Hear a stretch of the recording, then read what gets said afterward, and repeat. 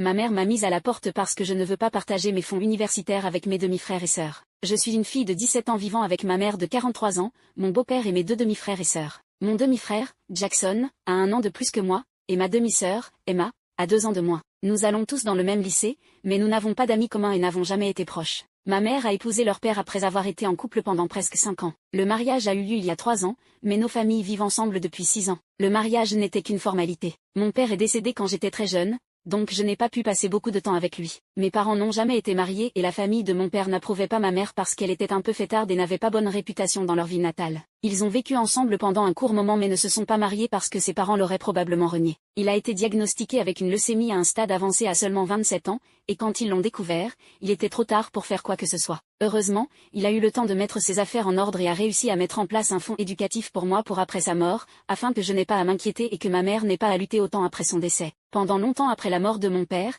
il n'y avait que moi et ma mère, et je m'y suis habituée. Puis mon beau-père est entré en scène quand j'avais environ 8 ans, et après avoir été en couple pendant un certain temps, nous avons tous emménagé ensemble. Ma mère avait déménagé de la ville où nous vivions parce qu'elle disait que c'était trop douloureux de vivre dans le même endroit où elle et mon père s'étaient rencontrés, bien que je pense que c'était à cause de sa réputation. Quand j'ai emménagé avec mon beau-père et ses enfants, j'avais de grands espoirs parce que je pensais que j'allais enfin avoir une grande famille heureuse, mais malheureusement, ma nouvelle famille n'a pas été à la hauteur de cela, et je ne les blâme pas pour cela, mais c'était vraiment décevant pour moi. Ce n'était pas qu'ils me faisaient sentir malvenue ou me traitaient mal, mais il y avait juste quelque chose de vraiment bizarre dans l'énergie de tout le monde. Nous vivions tous ensemble, mais cela n'a jamais vraiment ressemblé à une famille, et je ne me suis jamais connectée avec mon beau-père ou ses enfants. J'ai essayé plusieurs fois, mais il ne semblait pas très enthousiaste, donc j'ai abandonné après avoir essayé pendant quelques mois. J'ai accepté que nous étions plus comme des colocataires qu'une vraie famille, et c'était tout. Ma mère, cependant, était une autre histoire parce qu'il la traitait différemment. Cette énergie envers ma mère était complètement différente, et il la traitait vraiment comme faisant partie de la famille.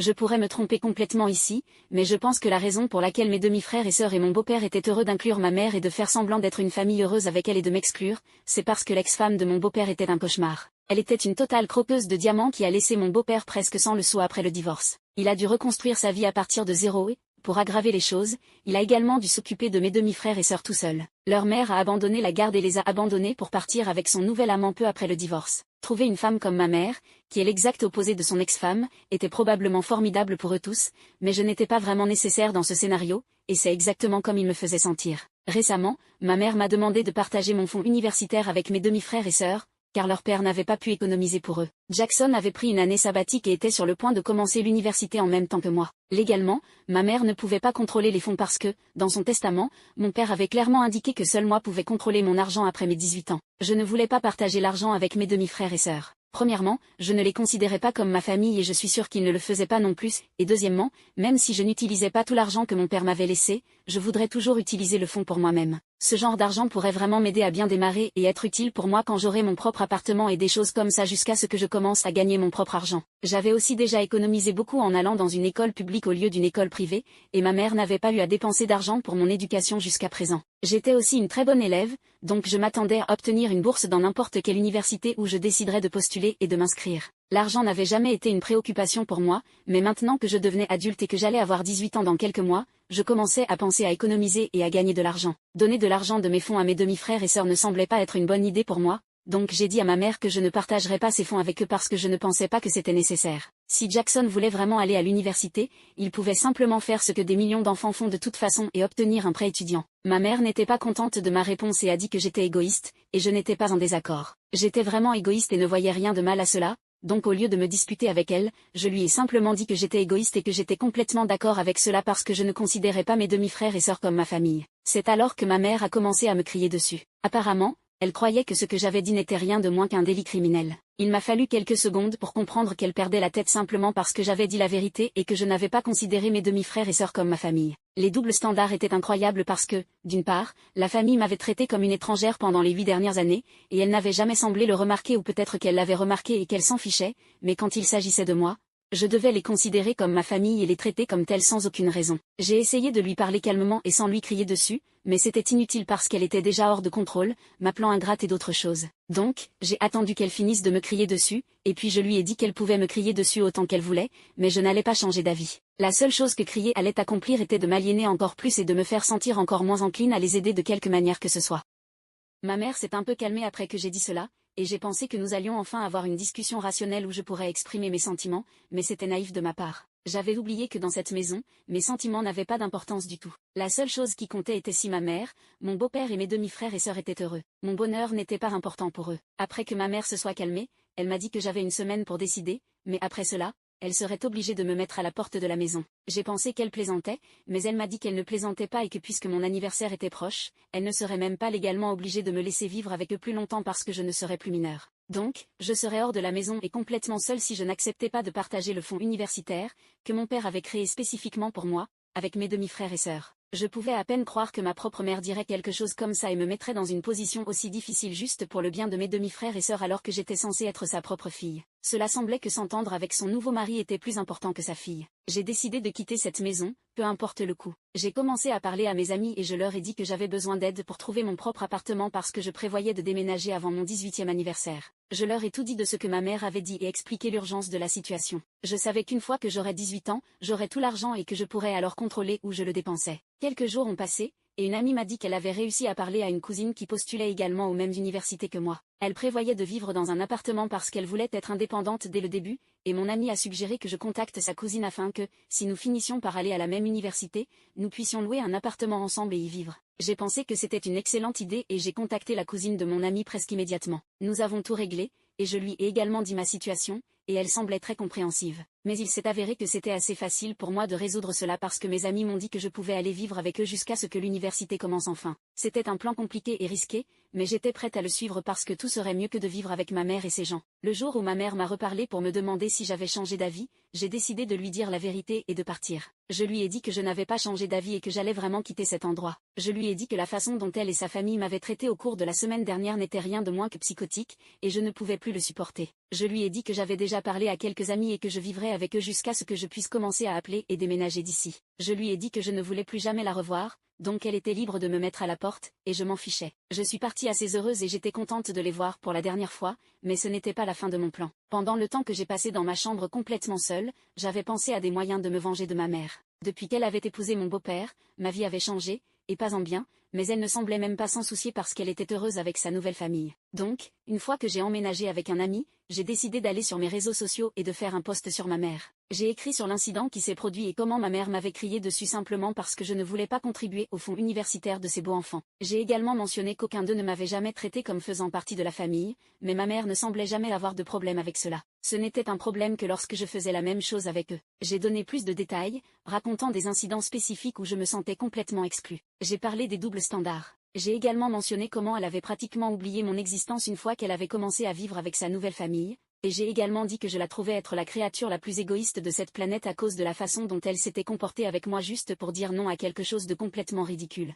Je savais que cela affecterait négativement ma mère puisqu'elle avait beaucoup de gens qui la suivaient, y compris les amis de mon père et leurs enfants, mais à ce moment-là, je m'en fichais simplement et je voulais me venger d'elle. Pour être honnête, elle avait été ma seule source de soutien et de bonheur tout au long de ma vie parce que je n'avais qu'un seul parent sur lequel compter et mes grands-parents n'étaient pas vraiment en contact avec moi. Elle avait été ma première et plus importante amie, donc quand elle a choisi mes demi-frères et sœurs plutôt que moi, cela ressemblait à une énorme trahison. J'étais vraiment blessée et je voulais juste tout sortir de mon système sans m'inquiéter des conséquences. J'ai reçu plusieurs messages de ma mère disant que j'avais ruiné sa vie parce que tout le monde avait vu ce post et qu'il avait été partagé de nombreuses fois. Elle a essayé de m'appeler plusieurs fois, mais je n'ai pas répondu à aucun appel ni répondu à aucun texto. J'étais juste très triste et j'avais espéré que faire ce post me ferait me sentir moins contrariée, mais les messages que ma mère m'a envoyés après cela m'ont fait me sentir encore plus mal à propos de ma décision. Je pouvais dire d'après ces messages qu'elle était vraiment dévastée par cela. Elle a dit des choses comme elle ne s'attendait jamais à ce que je fasse quelque chose comme ça, qu'elle m'avait élevée pour être gentille et compatissante, mais j'étais l'opposé des deux, et elle ne pouvait même pas croire que j'étais sa fille. Et puis elle a sorti le gros morceau et m'a dit que si mon père était vivant aujourd'hui pour être témoin de ce côté vengeur et malveillant de moi, il serait terriblement déçu et ne voudrait même pas être apparenté à moi. Cela m'a vraiment frappé fort, et j'ai commencé à repenser à tout, et c'est ce qui m'a finalement amené ici, et à ce stade, je ne sais même pas si c'était bien pour moi de ne pas vouloir partager mon fonds universitaire avec mes demi-frères et sœurs. Je ne sais pas si je devrais essayer de réparer les choses avec ma mère et les autres parce que je ne sais même pas si je peux leur faire face après ce que j'ai fait, mais cela pourrait aussi être une manière très intelligente de tenter de me manipuler, et si c'est le cas, cela fonctionne définitivement. C'est pourquoi j'ai besoin de vous tous pour m'aider parce que maintenant que vous avez les faits, vous pouvez me donner votre point de vue impartial. Donc, suis-je la mauvaise pour avoir refusé de partager mon fonds universitaire avec mes demi-frères et sœurs et ensuite fait un post contre ma mère, mise à jour 1. Tout d'abord, merci beaucoup pour la réponse. Beaucoup d'entre vous m'ont envoyé des messages vraiment gentils, et cela m'a fait me sentir mieux à propos de moi-même et de ce que j'ai fait. Je suppose que j'avais besoin de cela pour voir les choses telles qu'elles sont. J'étais sur le point de donner une autre chance à ma mère juste parce que je voulais voir le bon en elle et voulais croire qu'elle n'était pas une mauvaise personne, mais quelle mère dit et fait les choses qu'elle a faites? Elle n'est tout simplement pas une bonne personne, et il est temps pour moi d'accepter cela au lieu d'essayer de le combattre. Donc, je l'ai bloquée pour m'assurer qu'elle ne pouvait pas me contacter à nouveau. Je savais que si elle m'envoyait un autre texto, ce serait juste pour me manipuler ou pour faire disparaître ce post. Je ne veux pas supprimer ce post. Je voulais qu'il reste au moins jusqu'à ce qu'elle s'excuse auprès de moi. Elle sait où je suis parce que la mère de mon ami lui a dit que je vivais avec eux, donc elle sait où me trouver. Malgré cela, si elle ne me contacte pas, je le prendrai comme un signe qu'elle ne se soucie pas de moi et qu'elle est plus préoccupée par sa propre réputation. Mise à jour 2. Cela fait donc 2 semaines que je vis chez mon ami et que j'ai quitté la maison de mon beau-père après ce post. Je n'ai eu absolument aucun contact avec personne de ma famille. Je suis allée à l'école pendant quelques jours et j'ai vu Emma quelques fois, mais elle m'a juste lancé un regard vraiment méchant et a fait semblant que je n'étais même pas là. Ce n'est pas surprenant, étant donné le fait qu'ils sont pratiquement des experts pour faire semblant que je n'existe pas. Ils le font depuis les 8 dernières années, donc ils doivent avoir trouvé cela plus facile maintenant. En tout cas, ma mère est finalement venue me rendre visite hier après-midi. Elle est arrivée ici avec un sac en plastique noir que les gens utilisent généralement pour les ordures et l'a laissé dans le salon en disant qu'il contenait toutes mes affaires restantes. En gros, tout ce que je ne pouvais pas mettre dans mon sac quand j'ai quitté la maison. Je me suis sentie un peu insultée qu'elle ait utilisé un sac poubelle pour emballer mes affaires, et c'était encore plus insultant quand elle a tout déversé sur le sol du salon, me laissant le ramasser. Mon ami et ses parents, qui ont vu tout cela, étaient horrifiés. Ils n'aimaient pas le comportement de ma mère du tout et ont vraiment pris le temps de se disputer avec elle à ce sujet. Ils lui ont dit que, étant donné que j'étais sa seule fille, elle devrait avoir plus de compassion pour moi au lieu de me traiter comme une ordure. Ils l'ont vraiment réprimandée, mais elle ne l'a pas bien pris. Elle leur a dit qu'ils n'avaient aucun droit de parler de la façon d'élever sa fille alors qu'ils étaient ceux qui abritaient une délinquante comme moi. J'ai presque ri quand elle a dit cela parce que j'étais loin d'être une délinquante. J'étais littéralement une élève exceptionnelle, et elle le savait. Je n'ai même pas eu à le mentionner moi-même parce que mon ami l'a fait pour moi. Elle a dit cela à ma mère et aussi que j'étais reconnaissante que ses parents n'étaient rien comme ma mère et avaient un cœur. Cela s'est transformé en une sorte de dispute où les parents de mon ami ont menacé d'appeler la police, donc à contre-cœur, elle est partie. J'étais vraiment reconnaissante envers mon ami et ses parents. Je ne pense pas que c'était vraiment nécessaire pour eux de prendre mon parti, mais ils l'ont fait, et je ne pourrais pas être plus heureuse à ce sujet. C'est probablement la première fois de ma vie que j'ai quelqu'un qui se bat pour moi en mon nom,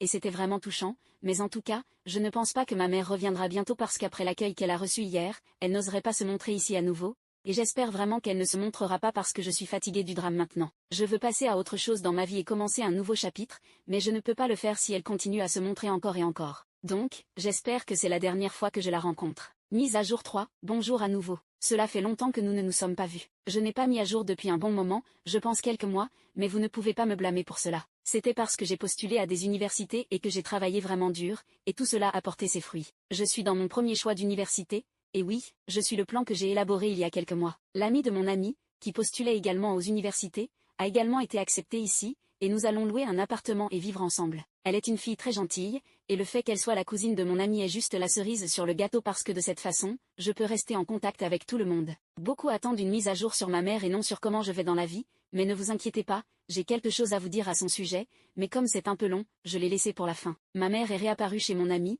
et cette fois, les choses sont devenues vraiment laides. Elle criait, exigeant que je supprime le post que j'avais fait et que j'écrive des excuses publiques. Je pense qu'elle s'est réveillée très optimiste ce jour-là parce qu'il était clair qu'après tout cela, cela n'allait pas se produire. Elle m'appelait ingrate et d'autres choses très désagréables tout en exigeant, comme une bonne narcissique, que je l'aide à réparer sa vie parce que le post l'affectait beaucoup. À ce moment-là, j'étais un peu incertaine de ce que je devais faire parce que tout s'est passé si vite et je ne savais pas si elle pouvait devenir plus violente. La situation a rapidement dégénéré et s'est transformée en une grosse dispute. Il y avait des luttes, des cris et beaucoup de chaos. À un moment donné, elle m'a attrapé le bras et a commencé à me traîner comme si elle me kidnappait tout en criant pour que je supprime le post. Les parents de mon ami ont finalement appelé la police pour intervenir en plus de m'aider à me libérer parce que la situation était hors de contrôle. La chose la plus folle dans tout cela, c'est que mon ami enregistrait une vidéo de toute la scène avec son téléphone. Quand elle me l'a dit, je ne pouvais pas y croire, mais j'ai décidé de publier la vidéo sur mes réseaux sociaux. Donc, maintenant, non seulement il y a un post où tout le monde sait comment elle m'a traité toutes ces années, mais aussi une vidéo avec des preuves. J'espère même qu'une chaîne YouTube reprendra cette histoire pour que ce que ma mère m'a fait devienne viral et empire encore plus. Quand la police est arrivée,